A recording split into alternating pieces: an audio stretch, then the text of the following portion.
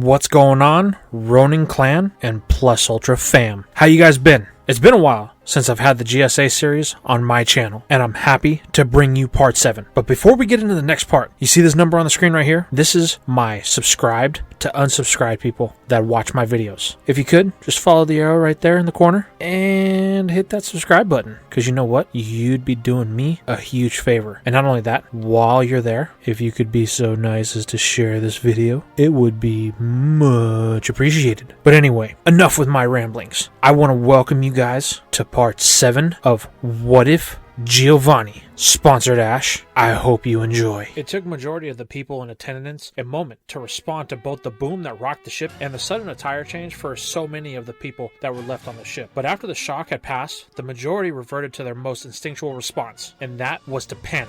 Many tried to run to the doors, either to get onto the main deck or back to their cabins, but were all stopped by the black jumpsuited figures and their Pokemon. As the din grew, Ash and Gary looked at each other, both knowing that they could settle this battle later, since something was clearly wrong and they needed to help. However, before Ash could help, two familiar arms tightened around his elbows with two familiar voices whispering in his ears. It was time to go. Turning his head, he saw the ace trainers Jesse and James pulling him toward the kitchen doors, which were surprisingly the only ones currently unguarded. Angrily, Ash protested that he couldn't just abandon his friends and the other people on the ship, but Jesse scolded the boy, calling him a twerp and telling him that it looked like the people with the R-shaped logos on their shirts meant business, and the best thing they could do was to go get help. Ash could see the logic in this, but even still, he didn't like it, struggling and calling for Croak, who was still on the battlefield looking around in bewilderment at all the chaos. The protective Croc turned and gasped before making a rush towards Ash. However, before even taking one step, Croak's eyes rolled into the back of its head and slumped before flopping onto the ground, face first, as Ash realized it had been standing out of sheer willpower. Gary and he having apparently tied their double battle. Knowing it would look suspicious if none of the rocket grunts took notice to Ash, even after making such a fuss, James slapped one hand over the boy's mouth while Meowth snatched Croak's ball from his belt and returned it before grabbing hold of one of Ash's pant legs from behind and joining Jesse and James into pulling him into the kitchen. Inside, Ash found out he wasn't alone, with Richie, who seemed to have come more willingly, standing near both Cassidy and Bill, while Silver and Ariana stood in another corner, locked in a furious but whispered argument. When the rocket admins saw that they were all here now, they led their charges to the center of the room to form a huddle. Playing dumb, Cassidy claimed it was fortunate that 3 strong trainers were able to escape, since it was going to take real strength to make it back to the shore in time to alert the police. This earned her a cold look from Silver, who clearly did not believe this was all coincidence for a second. But when she was met with his gaze, Silver surprisingly blinked first. However, Silver was not the only one with unease on his face. Despite having no reason to distrust Cassidy, Richie also found it a bit convenient that all 3 trainers who were rescued also happened to be the 3 handpicked by Giovanni.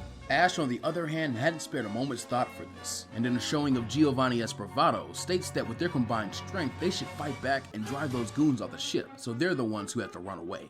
None of the Rockets liked this idea very much, since not only were they under orders to get these kids off the boat, but also, like it or not, through watching them battle, they all had reached the same conclusion, that if the 3 boys did combine their strength, they might actually succeed in beating the grunts and executives, and unknowingly thwart Giovanni's plans. So, looking to put a stop to that before it could begin, James speaks up that it would be a bad plan to tangle with these guys, since they were pretty strong and evil dudes. Looking at James, Ash half asks, half accuses that James had once said Team Rocket were good guys, so why the hell were they committing an actual act of terrorism? And he then demands to know why James nor Jesse had any idea how to deal with them. James gulps, having really stepped in it this time, while Biff, Cassidy, Jesse, and Ariana all mutter that he was an idiot under their breath. But the blue-haired admin quickly regains his composure and says that he was pretty sure they were actually the Go Rock squad from the Fior region, causing Richie to question if that were the case, why they had R's on their jumpsuits rather than G's. To which Hutch replies that a G was a hard letter to print on clothes. Richie clearly wants to follow this line of questioning further, but doesn't get the chance to, as Silver harshly tells the other 2 boys to shut up so they can get out of here like the others had said. And the idea of Silver of all people doing as he was told shocks Ash and Richie more than the explosion had.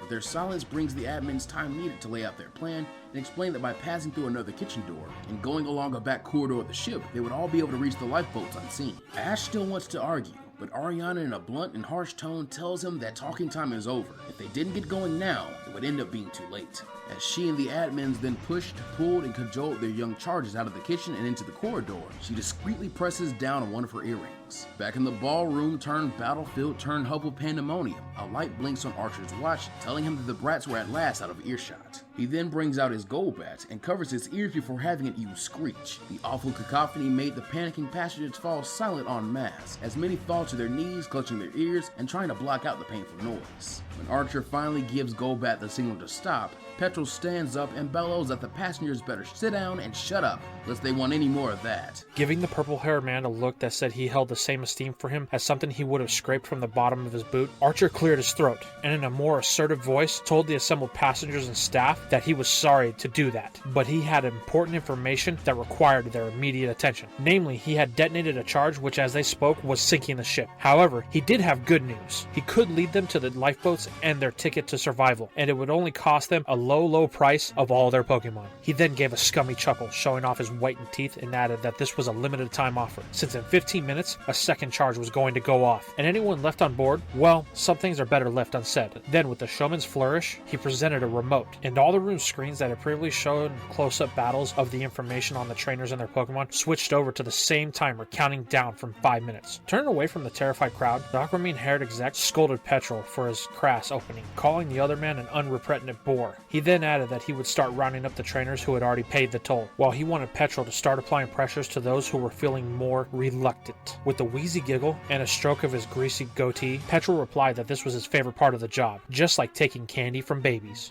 Meanwhile, hunched low in the crowd, Gary, Misty, and Brock managed to find each other and were in the process of making a plan to deal with these interlopers. All three adamant that they wouldn't be giving up their Pokemon, so that left only one option: fighting back.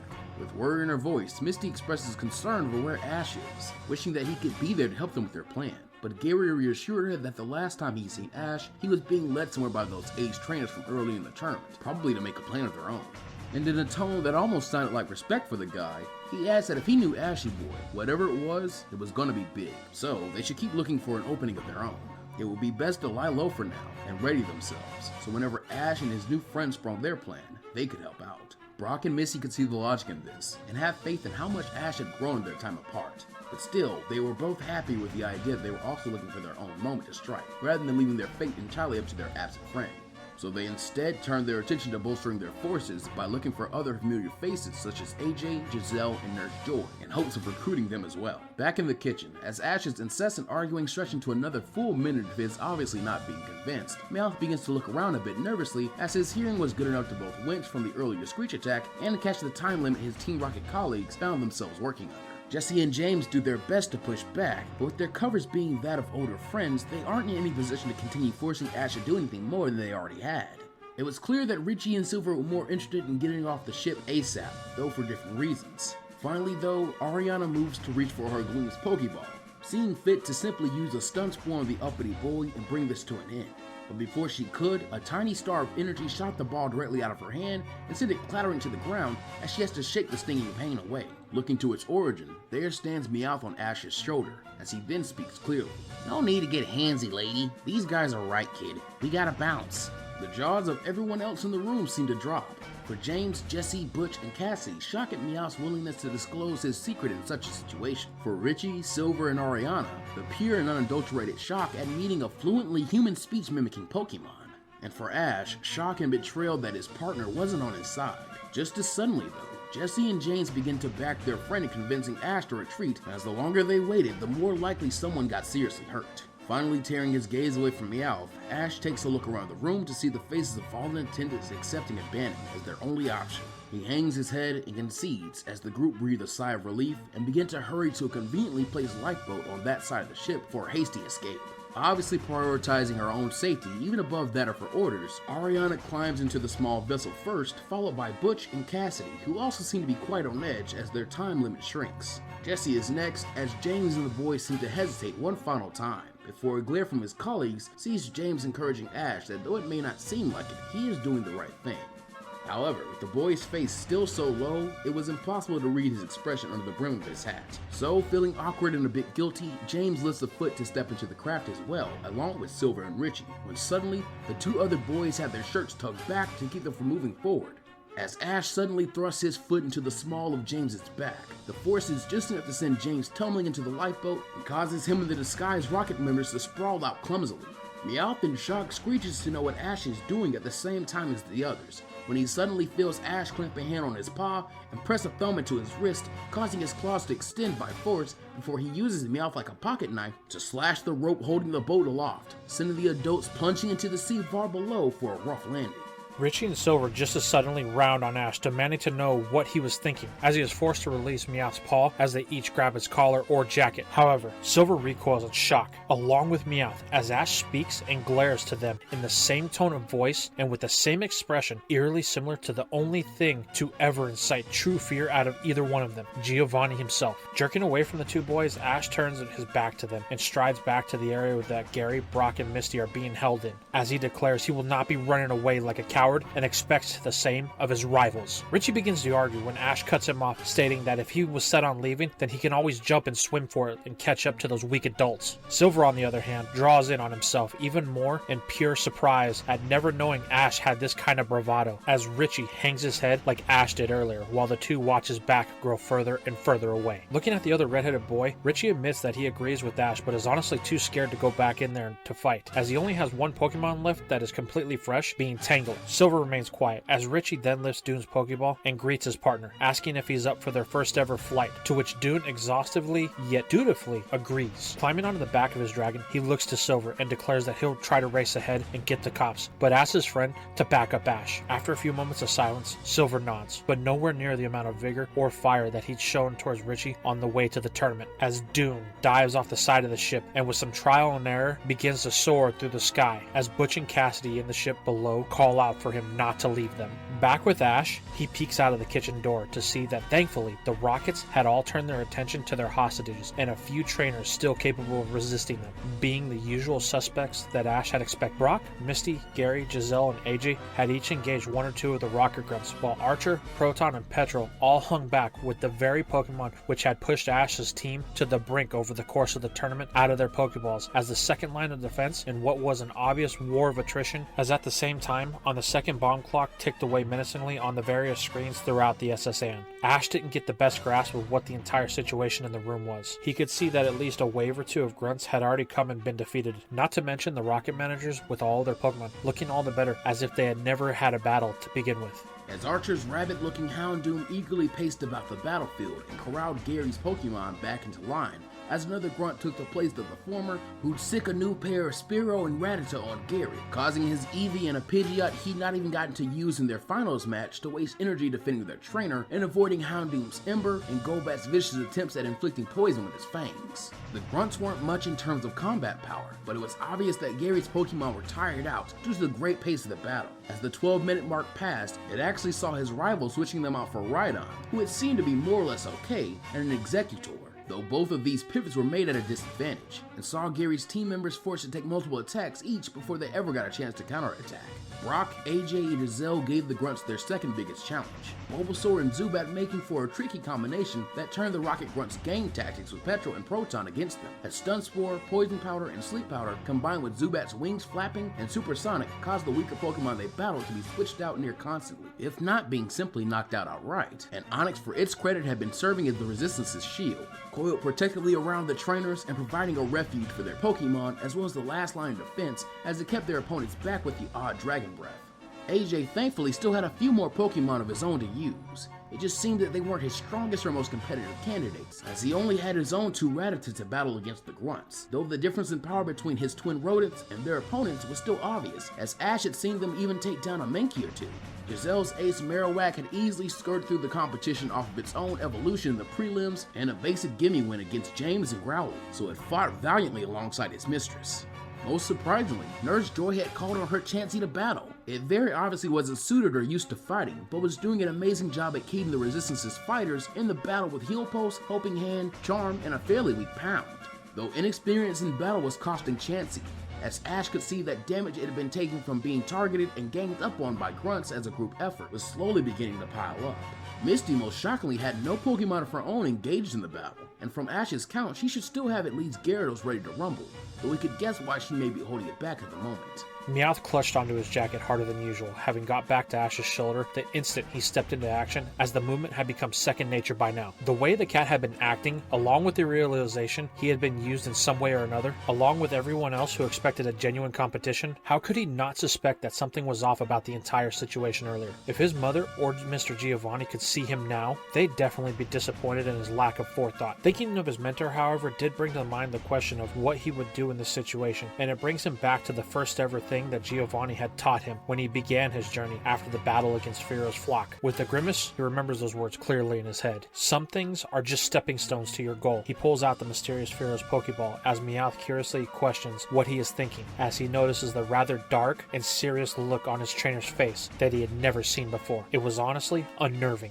Back with the resistance, they are still hunkered down behind Onix, and with Chansey at its limit, it's clear that the rest of the Pokemon and their trainers won't last too much longer, as the 10-minute mark grows ever closer, and the last of the trainers who had complied with Team Rocket's demands were finally able to retreat to the lifeboats, as Petrel goaded them that there was only a few lifeboats left, while more and more grunts deposited stolen Pokeballs into massively cartoonish sacks in front of their managers. Gary and Misty barked back at them and go ahead and leave if they were so scared of going down with the ship, though it was abundantly clear that their confidence is waning as Team Rocket laugh at their expense and seem to redouble their efforts. However, before they get a good chance to, there's the telltale sound of a Pokemon being released, as well as an angered squawk as Ash's voice is heard due to his telling the unruly Fearow to take his problems up with Team Rocket, not him.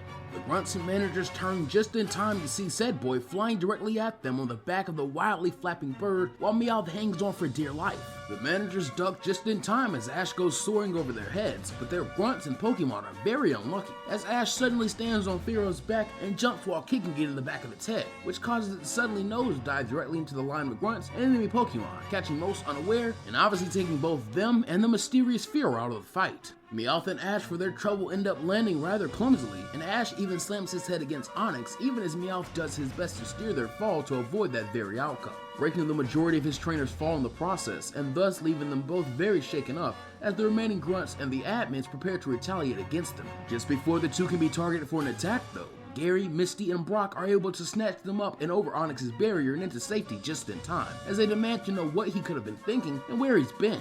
This lapse in focus, however, sees a chain effect of Gary's remaining Pokemon being KO'd. Losing their main attackers leaves the rest of Resistance's Pokemon in dire straits as well, as all truly seems lost this time.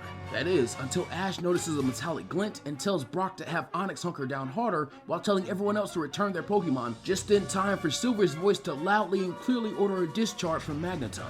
As electricity surges throughout the ballroom, it successfully takes down the already tired grunts and their Pokemon, who had truly only remained in the fight for so long thanks to all the healing items they seem to be stocked up with. Onix uncurls itself to reveal that everyone is just fine, as Ash expresses to Silver that he's actually happy to see him for once, though the other boy's lack of bravado makes it clear that he is still suffering from his outlook being shifted so harshly by Gary. Nurse Joy directs the trainers to the urgency they still face, as she declares they need to get these evil people and their Pokemon, as well as themselves, into the remaining lifeboats. By vast majority, everyone agrees and moves to help, but Silver coldly asks why they should risk their lives for these people. They'd made their beds, and now it was time for them to lie in them, even if that meant doing so at the bottom of the ocean.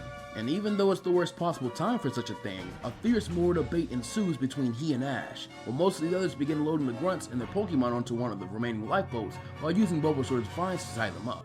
Silver is quick to point out Ash's cruelty towards his Fearow, Jesse, and James as disqualifying him from speaking about ethics from his high Rapidash, which does give Ash some pause as he hesitates to respond to such criticism. The debate is put on hold though as he notices the large sack of Pokeballs and one of the Rocket managers is missing, only to see that Petrel is in possession of it and sneaking his way to the entrance of the lower levels of the SSAM. Still enraged, Ash rushes at him as the Rocket manager takes off, Silver giving chase close behind as he isn't through with Ash, and certainly isn't going to let the Rockets win after all this. Brock and the others curse their impetuousness, but Misty quickly begins pursuit, declaring that she'll bring them back and to focus on finishing up here since they now have less than 7 minutes. Meanwhile, on the opposite side of the ship, having used the distraction to escape, Petrel and the other managers smirk at each other as they load up the very same bag Ash had just gone after onto a Fearow of their own as they take flight from the ship, successfully completing their mission. Ash quickly begins to lose confidence as he chases Petrel deeper into the already flooded ship, as the water had apparently affected the power on this level and left it dark, aside from flashing red lights. However, he couldn't see Lance or Giovanni allowing petty thieves to get away, and felt he had to live up to their examples. Meowth clung tensely to Ash's shoulder, both out of fear of how close Thus, they were apparently cutting it to the boat sinking, as well as the water around them, and had thus damned the secret in favor of trying to convince Ash to turn back. But every time he had said something, Ash only pushes forward faster, even ordering the Scratch Cat to help him stop Petrel if he wanted to leave so badly. Silver and Misty, just as blind as Ash, begin to think this was the voice of Petrel, who was finally chased into a dead end caused by water blocking off the rest of the path towards the lower level. Seeing himself cornered, Petrel drops the sack into the now knee-deep water, and slowly turns around as Silver and Misty finally catch up to him, just in time for Petrel to utter the word Ditto, shockingly morphing into the said creature. Meanwhile, having already taken off on the Pharaoh of their own, the real Petrel, Proton, and Archer celebrate pulling off their scheme before noticing something particular about one of the emergency rafts in the ocean below, and have Firo take them down to investigate. They see the other admins tied up along Ariana and quickly swoop down, obviously curious to why Silver and Ash put up a resistance. Silver chastises Ash for being an idiot, while Ash fires back that Silver fell for it too, before Misty recognizes Ditto still had something in the appendage that he used for a hand, the detonator to the bomb Archer had threatened them with. Ditto presses the button, setting off the second explosion, before quickly transforming into Joe's Pidgey and flying over the trainer's head, as the boat beneath him groaned and shocked violently as the hull was compressed to the point a gash appeared directly next to them, while the water around them began to rise rapidly.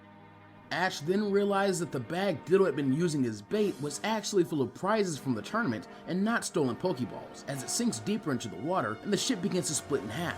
While he isn't worried about the empty Pokeballs, when he remembers the Pokemon egg trapped in that container, he leaps into action without any further thought, and so to Meowth and Misty's horror, he dives after it and disappears into the murky depths. Then the water begins to fill up to their chest at this point, and so reasoning they drown by the time they made it back to the top of the ship, Misty releases Gyarados and orders Silver to come with her if he isn't interested in drowning. As Gyarados breaks through the hull of the ship and into the open ocean, it looks around for Ash but sees no sign of him, as it actually stays under to search longer until Misty and Silver have to beat its sides frantically as the air in their lungs is all used up, causing the Leviathan to surge back to the surface, a bit miffed that his trainer wouldn't make up her mind on whether he should search for Ash or get her to safety.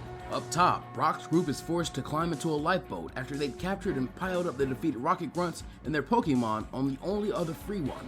As the SSN splits apart while being swallowed by the ocean, Brock feels an immense pit of guilt in his stomach as he calls to Ash and Misty, while Gary and the others stare at the destruction in disbelief.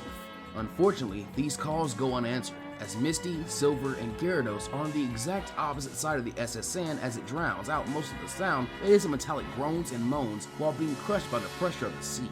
Misty would then have Gyarados go down below the water twice more before Silver finally made the solemn call and stated the obvious. Ash was gone, and to his surprise, he felt a lot of remorse at that thought. After a moment of silence to accept what she too knew, Misty hangs her head and quietly asks Gyarados to get them to land, as she then clams up completely in an attempt to deal with the complicated emotions running through her mind at a mile a minute. Knots away in the ocean, an unconscious Ash is just barely being kept above water by a frantic and exhausted Meowth.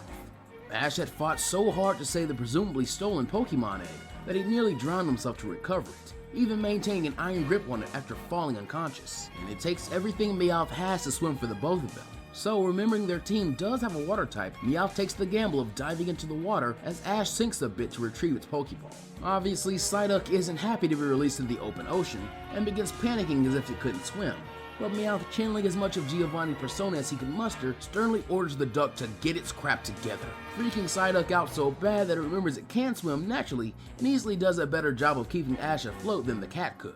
With this done, Meowth can finally relax some, though as his adrenaline fades and his emotional and physical exhaustion takes over, he too begins to pass out. As the Scratch Cat sinks into the water unnoticed by Psyduck, Ash's free hand suddenly shoots out and grips onto Meowth's tail, pulling him up to rest unconsciously atop his head, before Ash's own exhaustion claimed him once again and pulled him back into unconsciousness.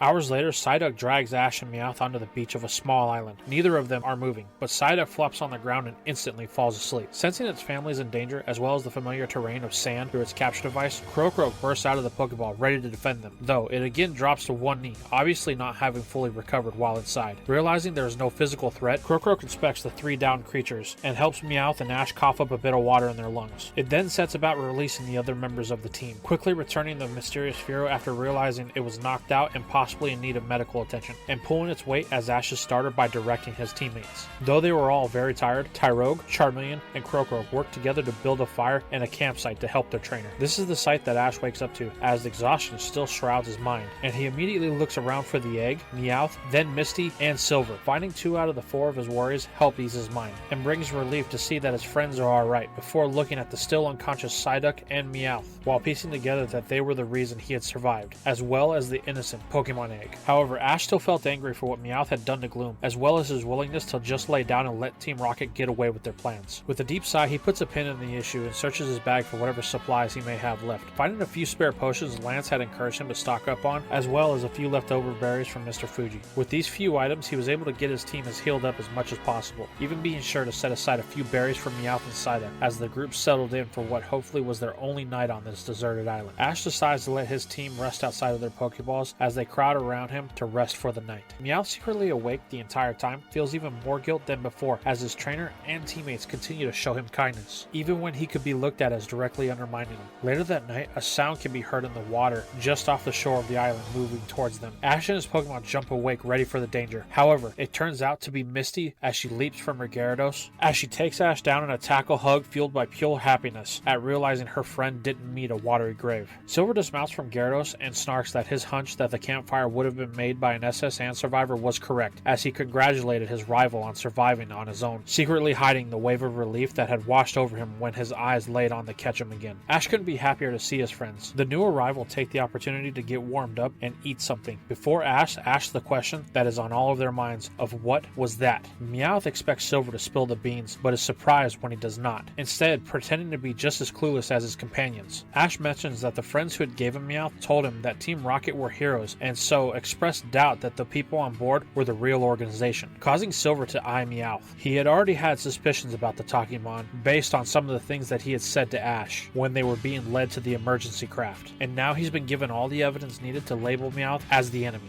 With that, the group plans to use Gyarados to hopefully keep moving towards civilization. Everyone does their best to get comfortable by the fire and rest, too tired from the day's events to have any more of a dialogue. Meowth lays still beside Ash and waits for about half an hour after having heard the last sound before flicking his ears around for a final check. He then gets up quietly before dashing into the underbrush of the island out of sight with well-practiced stealth, which doesn't wake even Ash's most alert team members like Croagunk. However, Silver cracks an eye open to watch his retreat. Once alone, Meowth pulls out Ash's Pokédex, having snatched it from him, and after a bit of fidgeting with it, he speaks into it, asking the boss to come in and revealing it to be either bugged or some sort of a communicator. While he was uncertain how Ash's actions had affected their mission, he did know he needed to get out in front of the situation as fast as he could, lest he face the boss's wrath. The device buzzes unintentionally before a staticky response from Giovanni can be heard. Meowth tries to soldier through the technical difficulties and begins to apologize for Ash's actions, as well as advises that Giovanni begin taking steps to fill he and Richie in on their true destinies, but the device suddenly makes a low-pitched whine before sparking and shorting out, meaning Meowth will have to do some repairs before returning it, likely because of all the salt water it had been submerged in today, which causes Meowth to growl in irritation. This thought is interrupted though as the voice of Silver sends a chill down his spine as the boy steps out and reveals himself with a cold glare on Meowth. The cat lies about searching for firewood, but Silver tells him to cut the crap. They both know he's part of Team Rocket. After a moment of tense silence, Meowth extends his claws with a deadly smirk, threatening that he was trying to be nice. However, as soon as he does, he notices a glint in the tree and looks up to see Murkrow ready to intervene at his master's command. Silver reminds him that even though Ash is a decent trainer, Silver is no pushover nor a fool. The cat responds with uncertainty, while Silver steps forward demanding to know what Meowth's game is, specifying that if he meant to play the long con to steal their Pokemon, then he'd better off if he cut and run. Meowth, however, remembers Silver's earlier silence and inquires why Silver was playing dumb too. The boy responds that he has his reasons and demands his question be answered, but Meowth scoffs and walks past him back to the campsite, claiming that his only goal was to make Ash into what he was meant to be, nothing more. Silver growls to himself as Murkrow returns to his shoulder, deciding that he now had a good enough reason to keep close to Ash, aside from needing Misty and Gyarados, to reach land. The next morning, the trio of trainers trainers and treacherous Meowth set off on Gyarados. Ash comments on being proud of Misty's progress with the Sea Serpent. She nervously responds that in the spur of the moment, it was kind of necessary for her to break her barriers once again, admitting that this was the most contact she had had with the creature as she patted on the side of its head, thanking it for being so cooperative. It grunts something back, and Ash looks down at Meowth riding in front of him and asks him to translate what it had said. Meowth gives Ash a look that says, "I thought we had an understanding about me speaking," while Misty laughs at the ridiculousness of the statement, thinking Ash is joking. He, however, fixes Meowth with a glare that says, "Are you forgetting how deep you are in with me?" before the cat sighs and clears his throat, and stating that Gyarados said that it was no issue since it was enjoying the exercise. Misty freezes before whooping around to see Ash smiling cheekily, having recognized that voice not only from the SSN, but also the odd times she and Brock would find Ash alone with just Meowth and his other Pokemon. She freaks out a bit, but then turns on Ash, declaring she knew he had some kind of unfair advantage. He'd been able to truly communicate with Pokemon this entire time. He defends that this isn't exactly the case, as Meowth was his third team member, reminding her of his initial challenges with Sandile and Fearow. Misty then pouts at this childishly, muttering the two could have stepped in to help with building a bridge with Gyarados a while ago. Meowth actually banters with Misty, stating she would have missed out on a life lesson had they done that, and explaining he liked her much more now that she'd taken a chill pill, earning him her wrath. Ash then grows quiet as reminiscing about Fearow reminds him of the strange one currently in his possession. He'd have to have a long conversation with Giovanni about it whenever he got the chance. Silver, who had been quiet the entire morning, suddenly posed a question, and did so extremely awkwardly, asking if Ash and Misty had a problem sticking together even after they made it back to land. Bringing Ash from his thoughts, he teases that he knew the son of his sponsor would come around eventually, while Misty on the other hand says she doesn't care as long as he isn't a jerk, as now with Meowth talking, she basically had two Ashes to deal with. Said cat frowns to himself, realizing that Silver poses a threat to his mission if he doesn't find adequate leverage to keep his mouth shut. This thought is broken though as he recognizes something on the horizon, and clambers up on Ash to stand on his shoulders for a better look, before cheering that they were getting close to land. He was pretty sure that it was Cinnabar Island. Misty adds that once at the Pokemon Center, they can get their teams checked out, get a real meal, and put in some calls to check on Brock and the others. Ash agrees, mentioning that he's pretty worried about Richie since he had never flown on Dune before, and hopes the boy successfully made it to get help and wasn't too upset with him. While Silver reminds that the island also has a gym and would mean getting closer to his goal. The SS Sands tournament had woken him up to the reality that he could push his Pokemon even harder. Ash interjects that he disagrees, but wasn't about to argue with him. If they were planning to travel together, then it would for sure mean training together as well. That would be his chance to show Silver what he needed to work on, so he simply states that he was hoping to practice with Silver and Misty before they attempt to earn the Volcano Badge. The redhead eyes Meowth again, before stating he was thinking the exact same thing. After a few more minutes of Gyarados powerfully propelling them through the water, the group sets foot on Cinnabar Island and instantly book it to the Pokemon Center out of desire for the earlier mentioned meal. Meanwhile, at the wreckage of the former Cinnabar Island Pokemon Gym, an old man is sifting through the burnt remnants of his former home in hopes of recovering any of the long hours worth of research or any of his personal items if possible. This wasn't a rare occurrence for Blaine, however. Due to his past, Blaine had already become much more paranoid and reclusive than ever before, and so hearing someone supposedly attempting to try and sneak up on him, he turns fiercely, his lab coat flapping violently as he produces his ace's Pokeball in case there was a need of the battle. However, he is instantly relaxed as he recognizes the newcomer as a personal ally and the son of his old rival, Fuji, a man who had made a great name for himself as he rose to hold the station of one of Kanto's frontier brains, Noland, the leader of the Battle Factory, and he doesn't seem very happy. Blaine begins to question what could be wrong, but Noland cuts him off by getting in his face and growling that people who weren't challengers have been snooping around the factory in search of you-know-who. He then demands to know if Blaine had sold his friend out, or worse, done something to the creature that Noland thought Blaine felt a debt and connection to. Blaine, a bit insulted, fires back that he's done nothing of the sort and isn't very pleased with being wrongfully accused. But Noland confidently holds his ground and rightfully points out that something is up with the Rockets, and they need to find out what quickly. That the two can agree on. Noland warns that if the heat doesn't die down, he'll have to bail, and that means neither of them will be able to protect the other as they promised, as well as correctly pointing out that their third target for safeguarding being MIA meant that at any moment their friends could be thrust back into that nightmare they faced years ago. The Fire-type master grits his teeth and assures Noland that he won't let that happen. So as Noland threatens that he'd better and takes his leave, Blaine releases his trusty Rapidash and mounts it to return to the new gym with haste, hoping its secluded location will buy time to figure out what's going on. Meanwhile, at the Cinnabar Island Pokemon Center, Silver sits patiently waiting for Ash and Misty to finish their calls back home. They agreed to do some training before making an attempt on the gym, and he was going to make sure they made good on it. Misty had just finished her conversation with her sisters to calm their nerves since by now, the SSN sinking had become a pretty big news story around the region, as survivors revealed Team Rocket was behind it. Meaning it goes without mention that Ash is still on his first call to his all but hysterical mother, as she obsessed over having him make sure he was truly 100% okay, and Ash trying to sway Delia from storming down to Viridian City to once again chew out his sponsor, since it was partly Giovanni's mission that saw Ash in danger in the first place. Only when he convinced her that he would seek out a hospital if any further complications arose from the few scrapes and bruises he'd got did she relent. It took a further 2 minutes of repeating that they love one another before she was convinced to get off the phone, so that Ash could place a few more calls. He then remembered to check in with Professor Oak after having not done so in a while, in hopes of learning what happened to Gary as well. The old researcher reveals his grandchild had only gotten in touch with him for a short time following the news of their ship sinking. His rival was, as always, rushing headlong. Oak then reminds Ash that it's good to take care of the world around him, but that he should also make sure he takes care of himself. Even his cousin Samuel Oak had gotten himself injured by trying to transport Pokemon from the Alola region to him dealing with Team Rocket. Ash nods that he will be more prepared next time, and wishes his old family friend well. As he did, Misty decides to begin calling nearby Pokemon centers in hopes of getting in contact with Brock. Coincidentally, her first try yielding fruit, as the Fuchsia City nurse Joy informs the group that Brock arrived that morning, and after a few moments, his relieved face would fill the screen, as Ash and Misty happily greet him, all three extremely grateful things didn't end up worse, and joking that they had only just reunited before being split up once again. Not long into their conversation do two other familiar faces appear, as Richie and Giselle reveal themselves to be accompanying Brock right now. Ash's contemporary under Giovanni explains he arrived in Fuchsia thanks to Dune, and sent out an Officer Jenny with the Coast Guard, who were still bringing people back. Ash then goes on to apologize to his friend with a rather guilty look for how he'd acted before they parted, but Richie waves this off as they were under a pretty stressful situation. The red-clad boy then asks if AJ or Gary were around, but Brock somewhat sadly reveals both boys had set off almost as soon as they made it to land, the former of which declaring he'd be giving up on his dreams of winning a championship.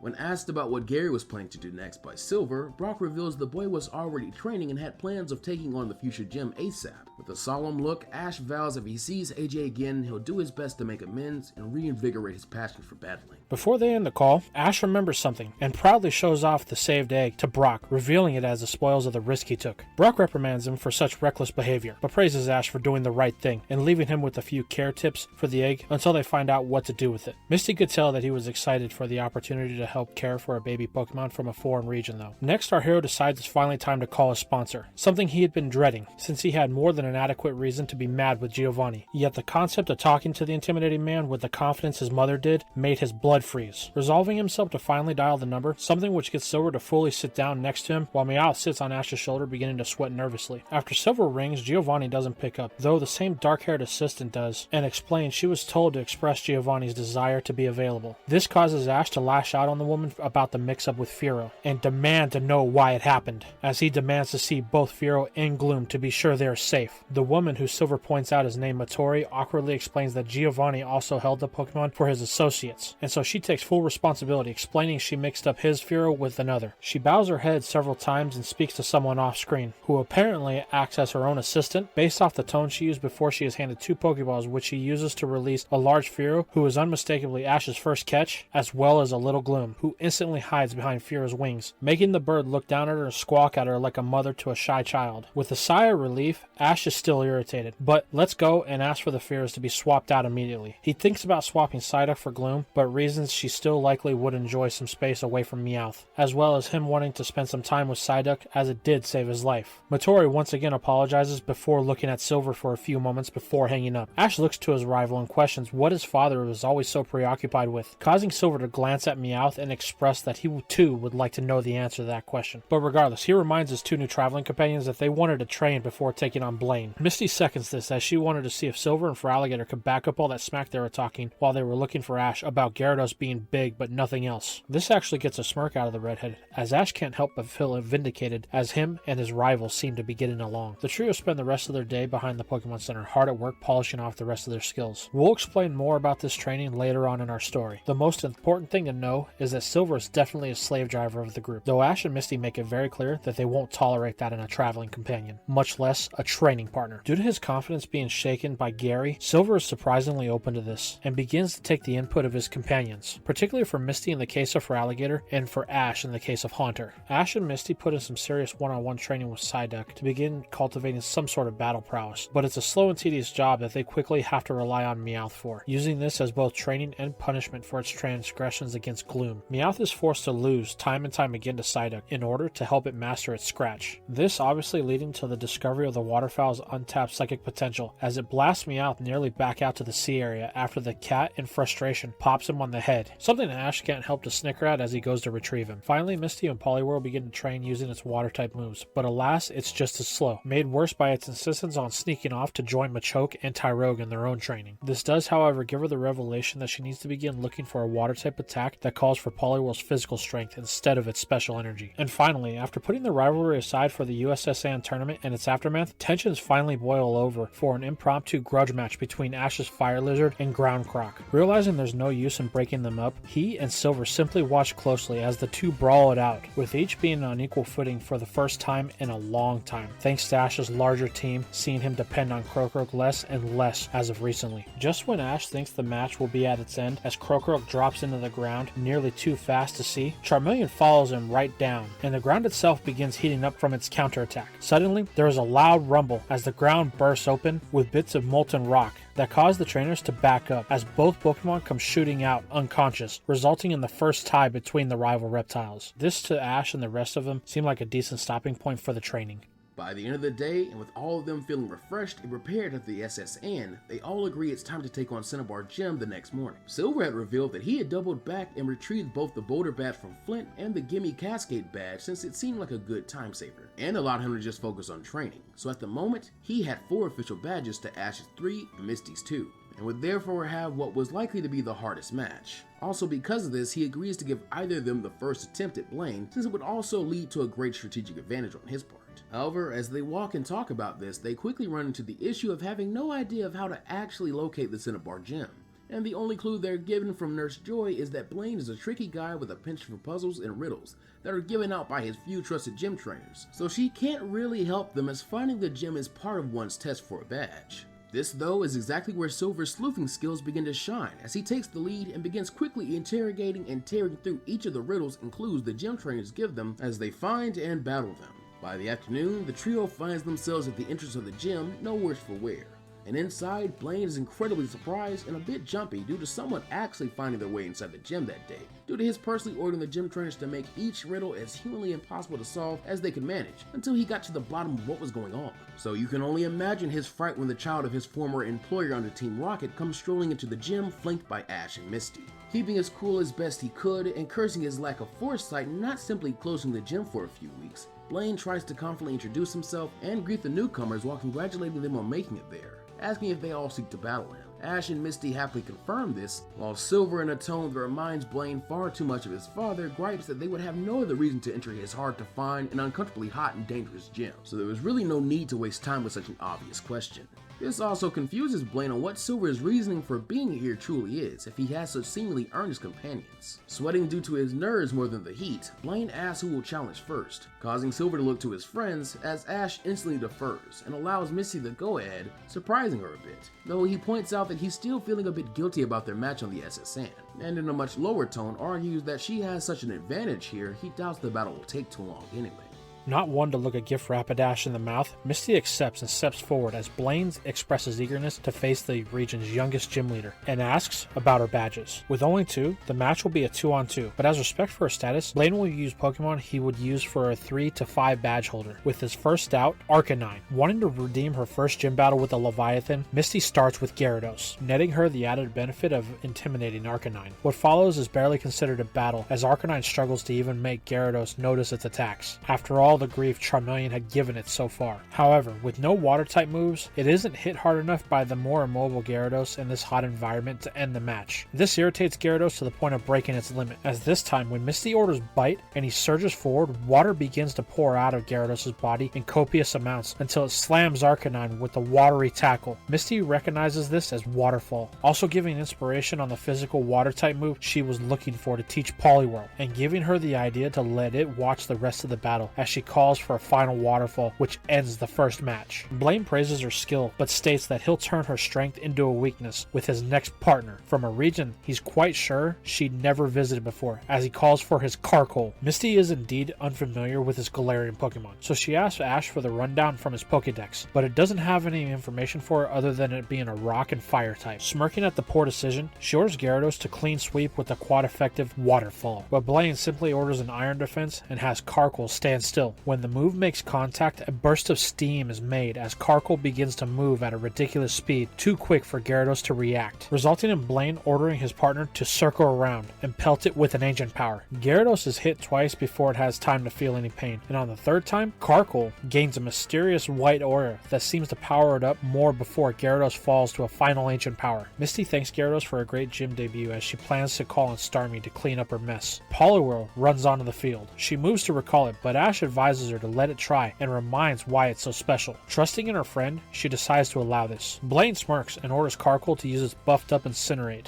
but as it gathers heat, Poliwhirl bends down and begins collecting the wet mud from the gym floor, giving Misty an idea as she orders a counter mud shot. Before Blaine knows it, Carkol is pelted with multiple balls of mud that do quad effective damage and have the added effect of slowing it down. Growing desperate, he orders another Ancient Power in hopes of a boost, but Misty is quicker and calls for a Body Slam on one of the rocks, sending it right back with twice the force and causing Carkol to take itself out. Genuinely impressed with her performance, Blaine notes that he doubted Misty's skill level was at all reflected by her gym badges or age from the beginning. She was incredibly adept. Blaine's genius mind, which earned him his mad scientist moniker that led him into making such terrifying mistakes as in his past, began to overthink about the worst possibilities. He had to assume that Silver was a threat, but Misty and Ash he hopes have valiant hearts and skills such as Misty's, though the possibility that both Misty and Ash were simply playing innocent to aid Silver in some dastardly plot existed. After a few minutes of listening to it, Ash yells to Blaine to wake up, snapping the elderly gym leader out of his ramblings as Misty had been waiting for her gym badge all the while with a massive anime sweat drop rolling down her head. Blaine then apologizes and quickly runs to grab badges, causing the kids to realize the gym currently didn't have any gym trainers, assistants, a referee, etc. It wasn't always supposed to be this laid back at a gym. So all three can't help but begin to wonder if Blaine is actually even fit to continue acting as a gym leader, especially after all that muttering he'd just been doing. When Blaine returns, Misty has migrated to the stands with Ash and Silver where they begin to whisper while discussing just that, and so he comes closer in order to give her the volcano badge, awkwardly interrupting the hushed conversation. Feeling a bit off-put, Ash then remembers the message he'd been told to give Blaine when he finally met him, and so casually remarks that Mr. Fuji said hello, with his usual Giovanni-esque confidence. Blaine freezes for a moment, wondering if that was some kind of threat, and so asks more concisely who exactly Ash is, causing him to extend his introduction from earlier as just stating his name and hometown, to including the grander feats of his epithet, as a sponsored trainer of the Viridian City Gym, headed by the region's most powerful trainer, Giovanni, aka the guy currently challenging Blaine to a gym battle. Crazy old man or not, there was no way he wasn't getting a badge out of the hell the SSN sinking had put him through. Refusing to back down from such an easily misunderstood threat from someone as ignorant as Ash to the twisted webs both he and Blaine were forced to navigate thanks to Giovanni's machinations, Blaine makes it clear that if Ash is serious about this, he won't be holding back at all, and will come at him full force regardless of badges or titles. Misreading the situation and adopting a confident but slightly intimidating smirk, the cap-wearing youth states that he wouldn't have it any other way before making his way to the battlefield in front of Blaine, while Meowth decides to remain with Misty instead of getting any closer to the heat. Before the old man can even make his way back to the platform, suspended just enough out of the molten hot rock so as to be slightly hospitable for a short yet fierce battle, he tosses a Pokeball to it, and as it clatters to the ground before Ash on the field, it hails the arrival of a thunderously large Rapidash that towers over Ash to such an extent that he has a lot of trouble making eye contact with it without backing up, giving the impression of Rapidash being a terrible yet fiery lance that only made sense as the rival of Mr. Fuji's bulky shield of Snorlax. And there was no choice but to match something like that than with his own powerhouse ace who'd broken that very shield, as he yells that he chooses Crocorock, but instead is met with an interruption as Psyduck bursts from his Pokeball onto the battlefield with a derpy look. Ash's heart nearly stops as the repercussions of trading for this head case strike at the worst possible time, which Misty obviously takes an opportunity to remind him that she had warned him of, while he fumbles to return it. But Blaine scoffs before coldly ordering an agility and a stomp combo. At a blistering speed, Rapidash brings its massive body directly over Psyduck, before pounding its heavy hoof into the arena so hard that the ground cracked and burst with a bright flash and a smoke cloud, causing Ash to hang his mouth open in shock as Psyduck had been seemingly massacred due to his mistake. As Blaine yells that he told him he would take this seriously, Fuji was Blaine's dear friend, and he didn't appreciate such callous taunts, and specified that he would avenge him and drive Ash, Silver, and what other hoodlums and crooks that manic crime bus of theirs wanted to. He would right his wrong. Ash snaps back that he has no idea what Blaine is talking about, disgusted that he would go that far, and now convinced that he was not only unfit to be a gym leader, but downright insane. However, the tension is broken by a shrill quack as the dust clears, revealing that Psyduck had nearly avoided obliteration by sidestepping the smoking sledgehammer that was Rapidash's hoof, as Ash quickly returns it, thankful that Meowth letting Psyduck win all those practice battles had helped the foul get less clumsy and a tad more coordinated. Not forgiving this, he immediately pivots into Croak, who drops to the field, causing a small dust cloud of its own, due to all the increased weight his powerful body was beginning to amass. Blaine is just as soon ready, as he orders a Mega Horn, having obviously prior knowledge of the foreign Pokemon.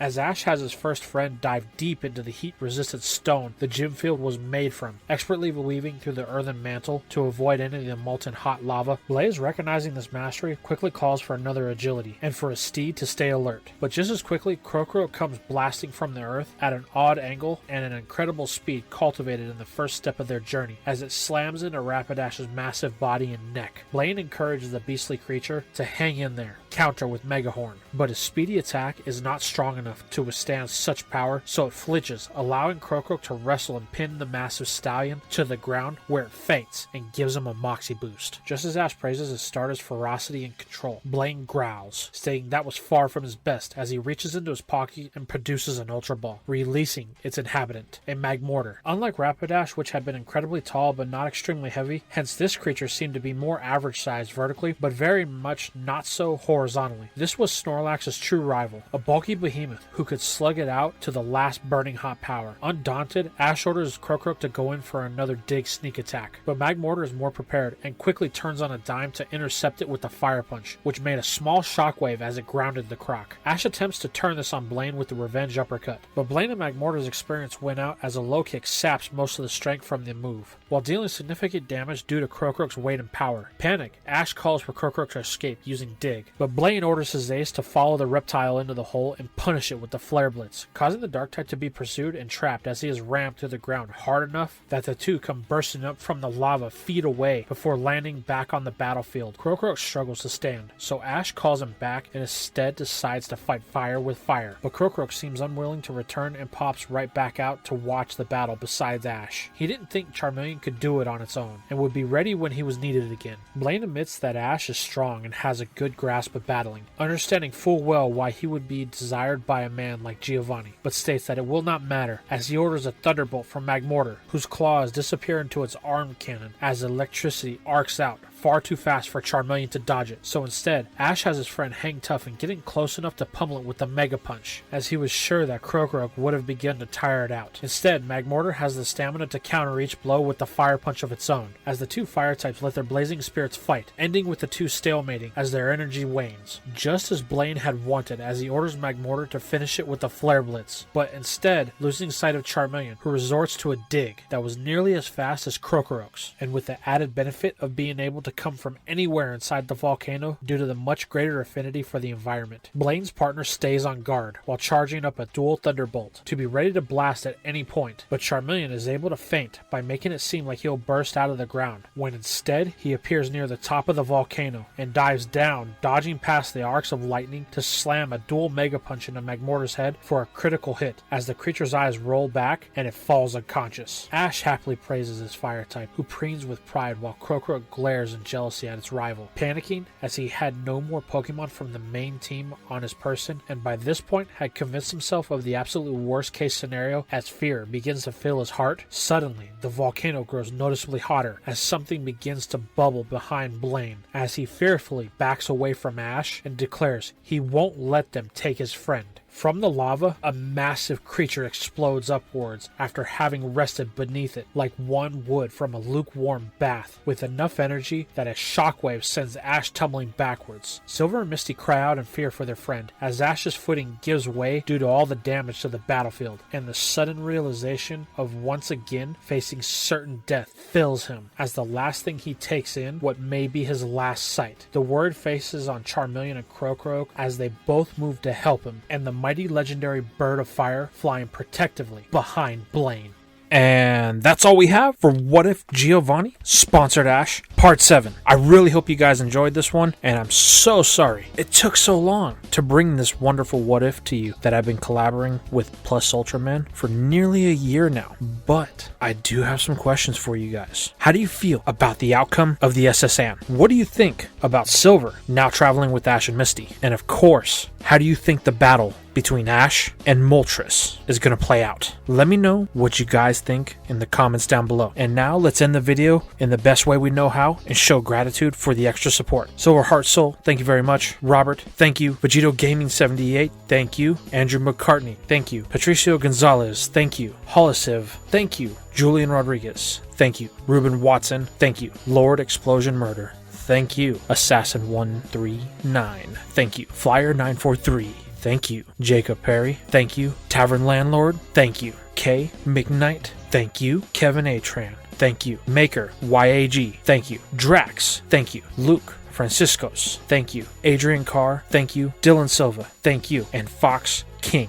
thank you. I just want to say thank you to all the patrons for your continued support, and I'm going to be bringing some new things to Patreon coming soon, so look forward to those, and I'm going to be adding different tiers as well. But anyway, thank you guys for watching this video, and if you haven't already figured it out, you need to now hop over to PlusUltraMan's channel, because at the end of this video, Part 8 is going to be going live for our double upload for you guys. We thank you so much for your patience, and I will see you in the next video.